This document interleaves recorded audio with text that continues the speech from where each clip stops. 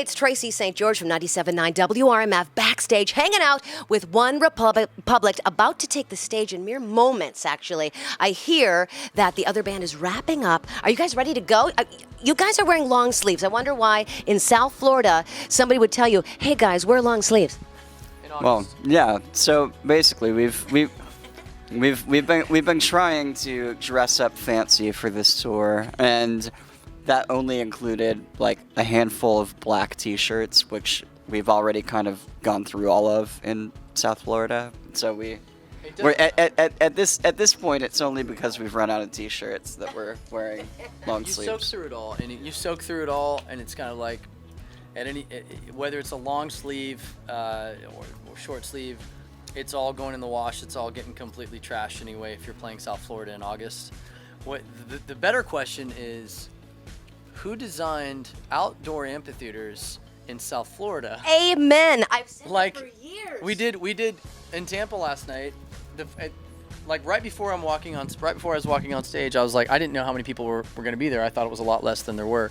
And Mark goes, no, we sold 15,000. I was like, wait a minute. And I was like, that's an arena? Like, that's functionally. And he goes, yeah. I go, so why are we playing outdoors in August? Come on. Like I'm watching people pass out.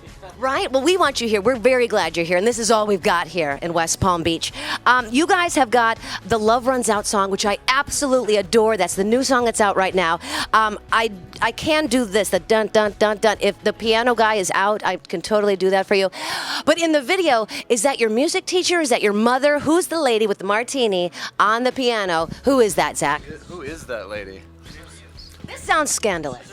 No, this is not scandalous. You made it sound scandalous. She is our muse. Actually, there's a question as to whether she's human or not. She might be more in the ether. You know what I mean? No, I don't. What does that I mean? think she's like a musical sort of like angel.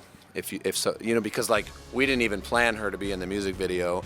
As soon as they started taking shots of Ryan dancing around the piano, everyone was like, wait, hold on, look at the playback, and there was a woman there with a martini, and so we just went with it. I thought it was fantastic, but I was like, it's got to be his mom or his grandma. But hey, if it's an angel, I think that's very cool. Her name's Dorothy. I'll leave it at that. Her name is Dorothy.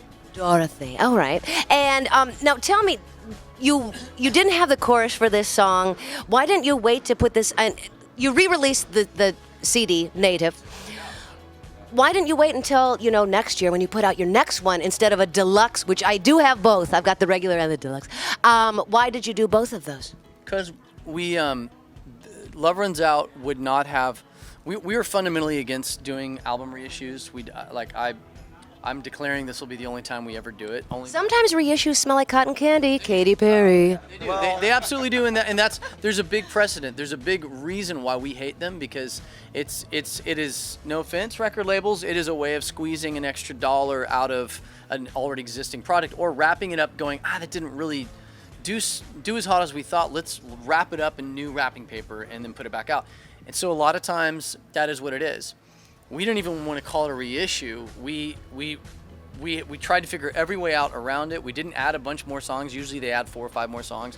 We literally needed a vehicle to put this song out, and then anyone who wanted to buy Native could get it with Love Runs Out, and that was the sole purpose for it. The reason we didn't put it out on the next album is a function of, to be honest, my personal musical ADD. I knew in my gut that whatever Love Runs Out did, whatever level it got to with our fans, in the grand scheme of things, it never would have come out had we not put it out now, because that style of song, it was written at the same time as Counting Stars, and so if you hear them back to back, they kind of sound like cousins. They sound like similar songs or similar themed, because they are. And a year and change from now, when we put out another album, I know I will have already moved on, and the band will have moved on. And if I brought up Love Runs Out, it would sound like something we would have done 2 years ago. So that's why we did it. It is truly, and I'm not even making this up because I'm sitting with you guys, my favorite song that we're playing right now on WRMF, and I have it up absolutely the loudest in the studio. I'm sure I make everybody mad in the office, but hey, what do I care? I'm a DJ. It's okay. I heard that you wrote songs for lots and lots of other people, and I know you probably don't like hearing that, but you, okay. I love that that's the reality. It is true. You wrote maps. Writing terrible songs for It is very, yes, yeah, yeah. But you wrote maps for Maroon 5. Now, how does that work? That song is awesome. It's huge right now. First I want to know, do you Skype? Are you in the actual room with them? And how did you say, hey, Maroon 5, you guys do it instead of Onerepublic doing maps? Because that song's awesome.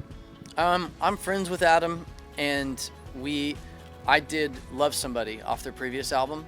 The last single they put off of Overexposed was a song that I did, and I did a song called Lucky Strike. So we already had a rapport. We had talked about writing together for years. So when they did their first like pop leaning album off the back of Moves Like Jagger, I was one of maybe 4 or 5 producers that they reached out to.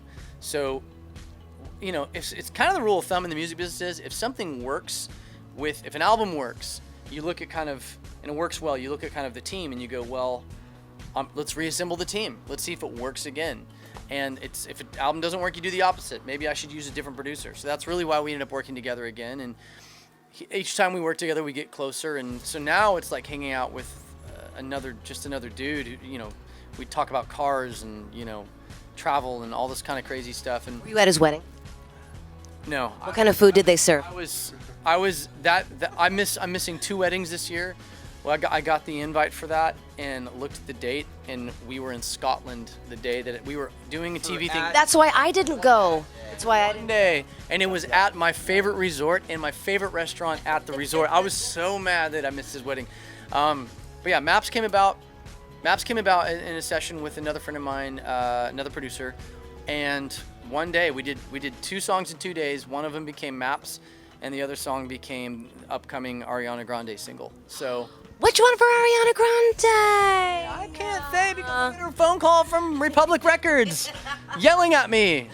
Well, I love Ariana Grande. It's so cool. I Googled how many songs have you written. It's so many. I mean, you wrote Halo with Beyonce. It's crazy. So talking about the tour here, now you've toured with Sarah Bareilles. You've been with American authors who I adore. They're so cool. And The Script, who's awesome, and they're playing right now. Why do you guys switch so much? Do they get tired of Ryan? Why would you put pressure on me? No, why do you guys why do you rotate them out like that? And you don't have one, because usually bands will go out with one opener and one band the whole time. Why do you rotate them? Sometimes it has to do with scheduling, really. I mean, it all kind of comes down to what everyone else's schedules are. And if it works for an entire tour, then everybody wins. You know what I mean? But sometimes it just doesn't work. So we were really thankful that they managed to tour with us as long as they did. And I think for them it was important to them to at least tour some. You know, even if they couldn't do the whole tour. And for us, it was really important to have them too. So we were kind of like, well, if we can have you for 3 weeks, that's better than nothing. You know, so we go with that. Very true. Okay, one last question, because I know you guys have to take the stage. You guys are from Colorado, Denver, high altitude, etc. Why did Lady Gaga pass out? I mean, what's the scoop with that? Well, Do people really pass out there because of the altitude? straight up all the time. And you know, it's really funny because we did grow up there, but now we don't all live there all of the time. And when we go back, we still feel it. Like, it is just, the air is thinner and you're not really used to it. And, you know, there's a good chance that if you're there and you're performing, maybe you had like a local craft beer that was like 8%. And then maybe if you're lucky, you had 2.